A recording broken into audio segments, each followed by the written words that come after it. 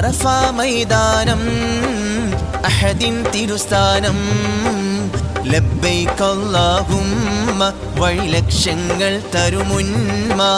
നാഥാ നിന്നിൽ കൈനീട്ടുകയായി നിന്റെ നാദം